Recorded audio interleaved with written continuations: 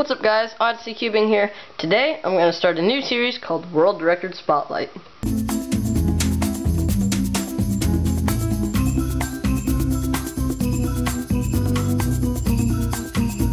So World Record Spotlight is a series where we take the scrambles and solutions of world records and we break them down and see what we can learn from them.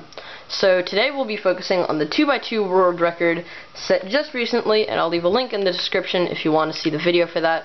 But anyway, let's just get started. The scramble is in the description. Also, make sure when you're scrambling you hold white on top and green in front of you, as that is the WAC regulations. So let's go ahead and mix this up. Alright, so now that the cube is scrambled, what he did is he did an X rotation and a Y prime rotation.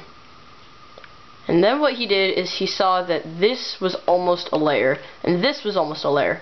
Now, I don't know exactly what method he uses, but I'm assuming he does one look, considering the way he does this. And what he did is he then did a simple 4-move solution. He put his hands on the timer, and he started, and he went U prime, R, U, R prime. And so the cube was solved, so he dropped it and put his hands back down on the timer. So what can we learn from this? Well, definitely one thing is that if I was doing this, I would just go like this. I would do a U prime, and then rotate, and do another U prime, and L prime, U, L prime.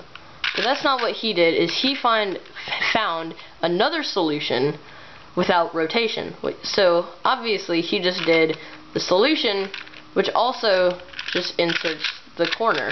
And I've never seen this way to insert a corner before. I've seen like this sledgehammer or the lucky sledge in that case, but I've actually never seen that way to do it before. I would just go like that, but I've never done that. And well, honestly, I think that's probably the #1 thing we can learn. And the one other thing that we can learn is that you have to be efficient. But what I mean by this is not like F2L on 3x3 where you just have to choose your pairs wisely. But what he did is he immediately saw the red and the blue. But he saw, since he probably does one look, he saw that one little thing that could be inserted, and he saw that it could solve the whole cube. So you have to be A, very efficient, and B, you have to find different creative ways to do things that could make it easier.